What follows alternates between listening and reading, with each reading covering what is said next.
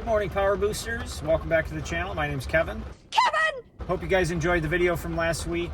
I hope that that talk that I had with Doc over at the Fixer Repair DIY channel was beneficial. If you haven't seen that video yet, go back and check it out. It's a little bit of a longer one, but I think we talk about some interesting points in there.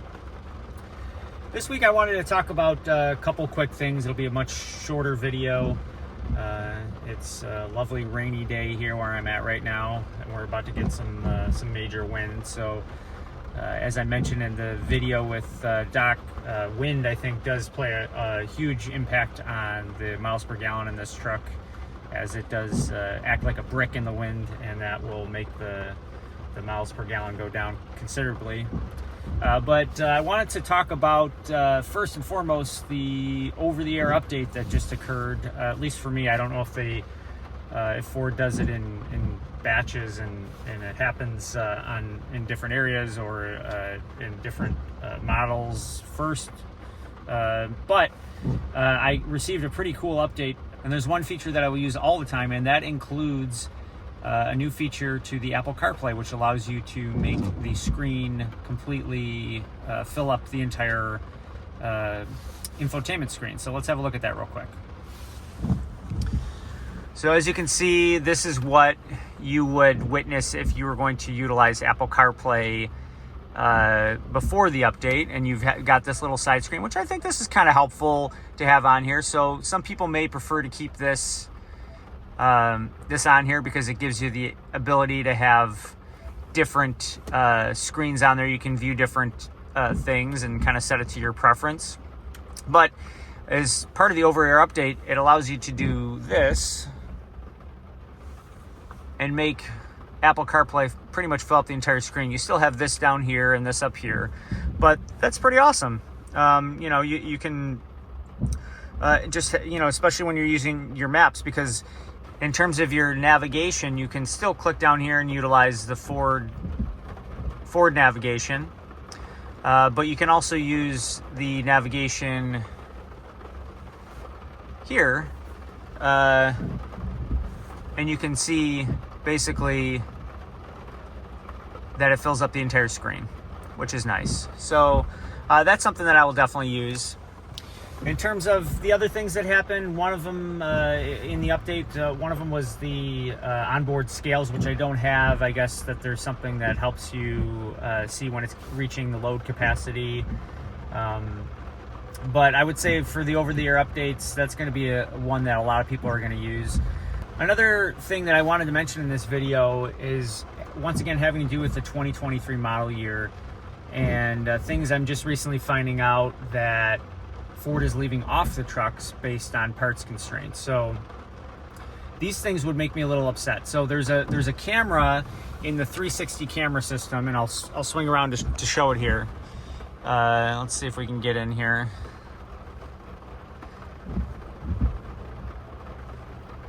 That shows this one right here. It shows your bed there. So that camera sits just above the cab, where the reverse brake light is up there. And as of the 2023 model year, that's a required delete from the trucks that are going to have the 360 camera. You're still going to have the ability to see around the truck, and the camera is going to be there on the side view mirrors and on the front and on the tailgate. However, that little feature there, if you potentially would use that to view what's in your bed and maybe check on a load while you're traveling down the road, it's not going to be there.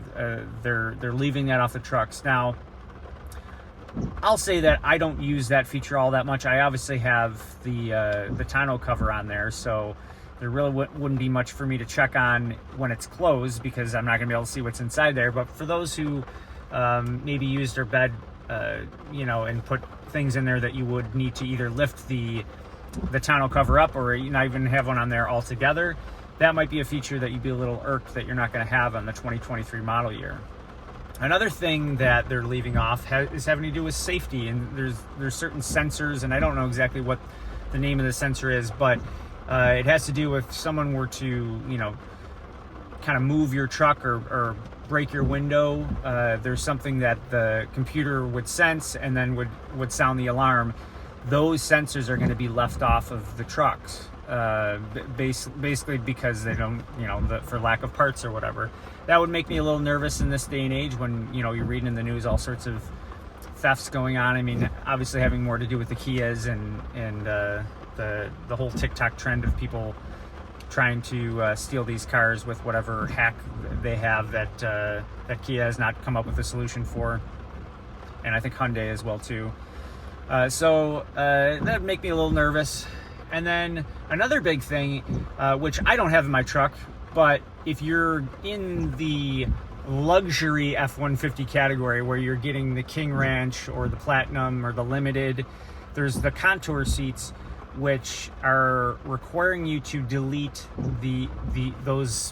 that feature off of the F-150s. You're still going to get heated and cooled seats, but you're not going to be able to get the massaging seats. And I would say if I'm going that big and I'm putting down the money to get one of those trucks, I'm going to want that massage seat feature. I would be very, very, very hesitant to throw down that kind of money and not get a full-on luxury truck. So the 2023 model year has some disappointments in it that I think, once again, make it so if I were considering getting a truck at this point in time, I would either outright pass on the F-150, or I would look for a 2021 or 2022 that has those features, and maybe wait for this used car market to dip down a little bit, because obviously over the last couple years dealerships have been paying ungodly prices for these used cars, and that has benefited those of us that have traded cars in. But as inventory starts to get better at some of these dealer lots on new vehicles, they're going to run into the issue where they're going to need to offload some of these used cars. So you might be able to find some deals over the next year on used cars, and then that would also include the 2021, 2022s that people had traded in, and these dealers are stuck with right now. So that's just my 2 cents. More of an opinionated video this week.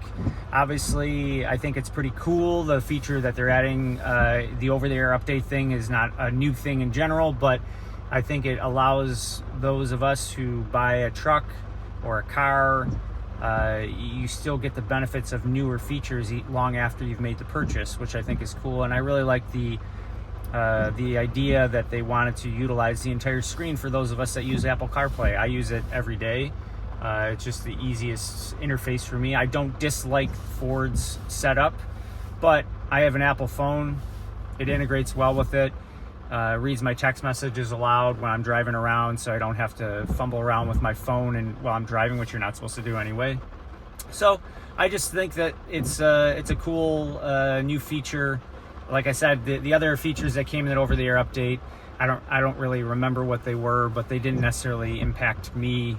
You can go ahead and look it up online what that update was. And that's all I got for you this week. Thanks to everyone. Please like and subscribe. The subscriptions for me, unfortunately, have slowed down considerably. I was trying to get to 1,000 subscribers. I don't think that's going to happen anytime soon unless you subscribe. I would really appreciate it. Anyway, that's all I've got for the week.